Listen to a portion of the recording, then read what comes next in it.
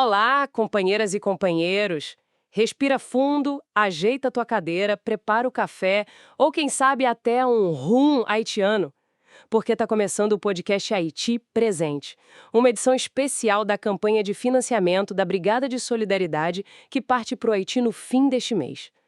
Porque o mundo vira as costas para o Haiti. Nós, não. Esse podcast é uma realização da Diálogos do Sul Global, do Centro de Estudos Barão de Itararé, da Comunicação e da Alba Movimentos, com base na pesquisa e nos relatórios selecionados pela jornalista Vanessa Martina Silva. Quer garantir que essa missão aconteça? É só contribuir com qualquer valor através do nosso Pix, pix@dialogosdosul.com.br. E para saber mais, segue a gente no Instagram, @dialogosdosulglobal. Então, bora entender o que está acontecendo no Haiti? No episódio de hoje, a gente vai explicar como o governo títere de Michel Martelly plantou as bases da destruição que hoje vemos. Corrupção desmedida, roubando os recursos que deveriam beneficiar a população, destruição da democracia e, principalmente, criando a rede de estruturação das gangues que hoje controlam o país. Então, bora que vamos te explicar tudinho. Vamos começar então mergulhando nesse Haiti logo depois do terremoto, né? Aquele de 2010. Tá. Daí, em 2011, Michel Martelly é eleito presidente. Mas essa eleição já começou, assim, com muita polêmica, né? Muita polêmica. Exatamente. O Martelly, que era um cantor bem popular, ficou em terceiro lugar no primeiro turno. Só que existem relatos, fontes que indicam que teve uma intervenção forte da OEA, a Organização dos Estados Americanos, sabe? Com apoio dos Estados Unidos. E essa pressão acabou mudando os resultados. Colocaram ele no segundo turno e aí ele venceu. Depois apareceram até uns documentos sugerindo que a USAID, a agência americana, financiou um grupo ligado à campanha dele logo depois dessa manobra toda. Entendi. E qual foi a grande promessa dele, quando assumiu? Aquela que todo mundo lembra. A principal foi a educação gratuita e universal, o famoso PSUGU. Psugu, isso. Para bancar isso, ele criou um fundo especial. A ideia era pegar dinheiro de taxas, né? Uma taxa de $1,50 em cada remessa que os haitianos mandavam de fora. Sim, 1,50 por envio. Isso. E também 5 centavos de dólar por minuto nas ligações internacionais que chegavam no Haiti. A ideia era juntar uma grana boa para construir escola, manter tudo funcionando. E no começo tinha muita esperança nisso, né? Lembro daquele relato do Odlion Celestin, um haitiano que morava fora. Ele disse na época, traduzindo aqui, todo o dinheiro que você envia, você paga 1,50. Confia em mim, todo mundo fica feliz em fazer isso. Dava pra sentir a esperança, né? Total, o pessoal acreditou mesmo. Mas essa esperança parece que, não durou muito. O mesmo Odlion depois contou que voltou pro Haiti e a escola onde ele estudou simplesmente tinha sumido, desapareceu. Infelizmente foi isso. Porque a gestão desse fundo, olha, foi super opaca. Os relatórios mostram que dezenas de milhões de dólares simplesmente não foram contabilizados direito, não foram para as escolas. Levantou muita suspeita de desvio, né? E investigar é difícil. Muito. Qualquer tentativa parecia barrada. O Gary Connell, que foi o primeiro-ministro nomeado pelo próprio Martelly, tentou começar uma auditoria. Ele queria olhar os contratos de reconstrução pós-terremoto, principalmente uns com empresas dominicanas ligadas a um senador bem controverso, o Félix Bautista. E o que aconteceu? Não deu outra. O Connell renunciou em poucos meses, isso em 2012. Sofreu muita pressão do Martelly. Para todo mundo ficou claro que era uma obstrução, né? Não queriam que investigassem. E essa história de corrupção não ficou só no fundo da educação. Teve mais coisa, né? Alegações de pagamentos bem suspeitos para o próprio Martelly. Sim. Investigações mostraram que o Martelly teria recebido assim perto de 2,6 milhões de dólares desse mesmo senador dominicano, o Félix Bautista, ali entre 2010 e 2011. E o ponto-chave é a conexão, né? Empresas ligadas a esse Bautista ganharam, sem licitação nenhuma, contratos gigantescos, coisa de 343 milhões de dólares no total. Era para reconstruir o parlamento, fazer projetos de moradia. E fizeram. Pois é, muitos desses projetos, tipo o prédio novo do parlamento, nunca foram terminados. Alguns nem começaram. E aquela auditoria que o Conilly queria fazer foi barrada pelo Martelly. Caramba! E além disso tudo, ainda teve o escândalo enorme do Petrocaribe. Explica um pouco o que foi isso. O Petrocaribe era, na verdade, um acordo muito bom com a Venezuela. Eles forneciam petróleo para o Haiti com um preço subsidiado, mais barato. O dinheiro que o Haiti economizava com isso deveria ser usado em projetos sociais, infraestrutura, sabe? Sim, para ajudar o país a se reerguer. Exato. Só que durante o governo do Martelli, ali de 2011 a 2016, calcula-se que uns 4,3 bilhões de dólares desse fundo simplesmente sumiram, desapareceram. 4,3 bilhões de dólares. É muito dinheiro. E qual foi o impacto disso na prática para o povo? Ah, foi devastador. Projetos viraram fantasmas, literalmente. Por exemplo, tinha quase 20 milhões de dólares destinados para um aeroporto numa ilha, Ilavache. Sabe o que fizeram lá? O quê? Segundo as fontes, só uma pista curta, de terra, nenhum avião jamais conseguiu pousar lá. Dinheiro jogado fora, né? Escolas, hospitais, estradas que foram prometidas, nada, não foram construídos. Tem relato até de desvio de 3,6 milhões de dólares de ajuda humanitária, dinheiro que era para as vítimas do terremoto, sabe? Meu Deus! Usaram para comprar viatura para a polícia. Que absurdo! Imagino que isso deve ter gerado uma revolta popular muito grande. Com certeza. Em 2018, estourou aquele movimento Coticob Petrocaribe. Ah, sim, eu lembro disso. Milhares de pessoas foram para a rua, exigindo resposta, prestação de contas.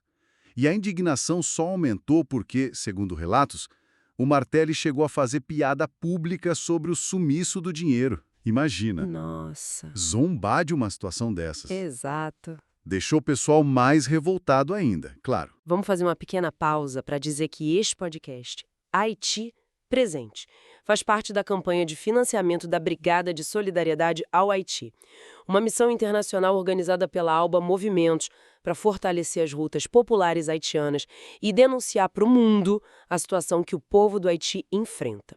A nossa missão vai levar jornalistas, comunicadores e militantes para fazer cobertura direta, amplificar as vozes do povo haitiano e construir redes de solidariedade no continente. Voltaremos repletos de histórias e materiais para alimentar, quem sabe, vários podcasts. Se você acredita nesse projeto, ajuda a jornalista Vanessa Martina Silva a chegar lá. Ela precisa juntar R$ 5.000 para pagar a passagem até o Panamá e garantir a estadia no país caribenho. Doe qualquer valor via Pix a dialogosdosul.com.br. Voltemos ao nosso conteúdo, então. Bom, além dessa corrupção toda com dinheiro público, o período do Martelli também é marcado por acusações muito sérias sobre o fortalecimento de grupos armados. É a tal da gangsterização do Estado, né? Sim, esse termo é pesado, mas descreve bem a suspeita.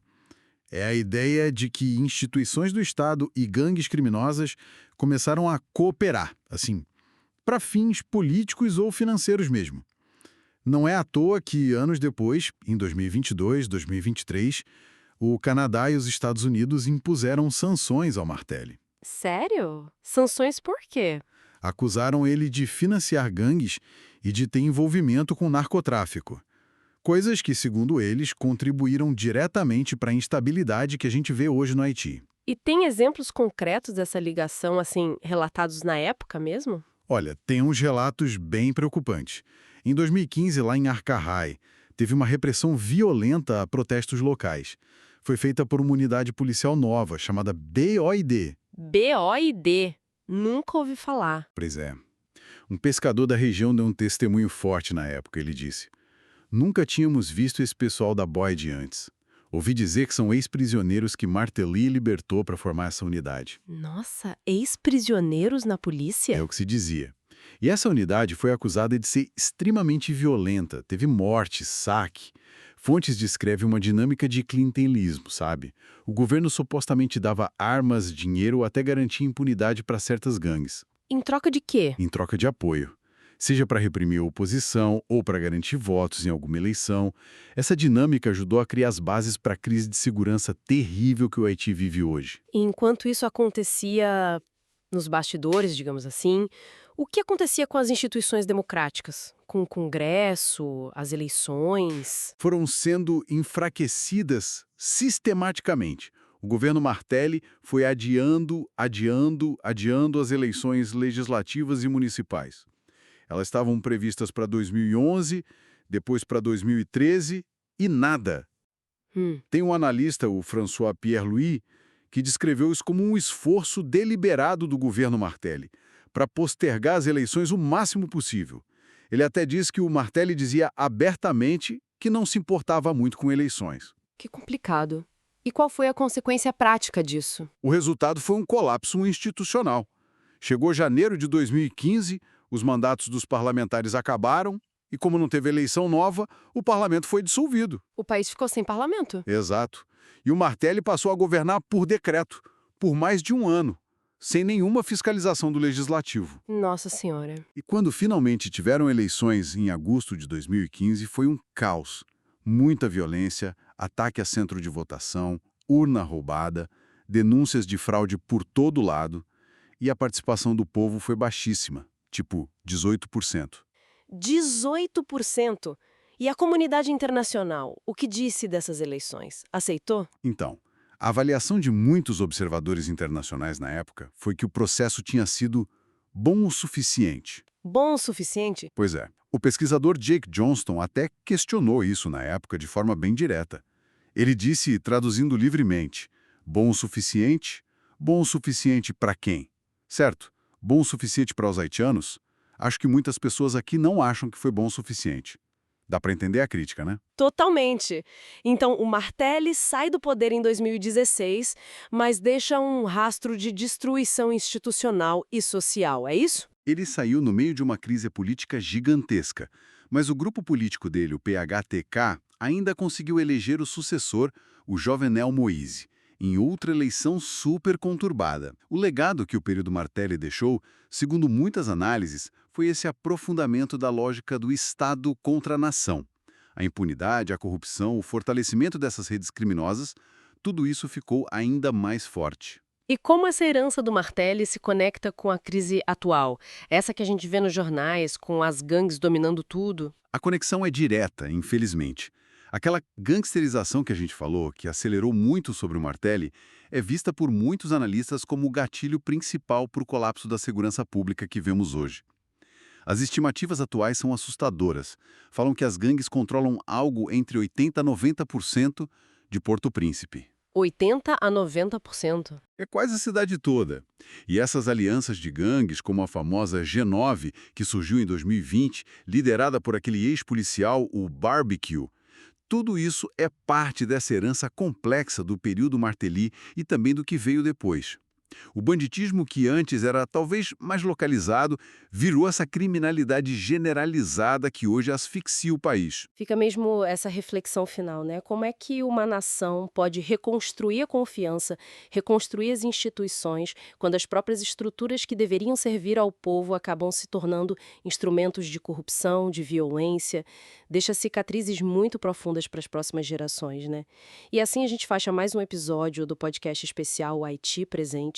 Se esse conteúdo fez sentido para você, compartilha, comenta e, mais do que tudo, fortalece a luta haitiana por soberania, dignidade e memória viva. Para contribuir com essa missão, o Haiti, você pode fazer uma contribuição via Pix para pix@dialogosdosul.com.br.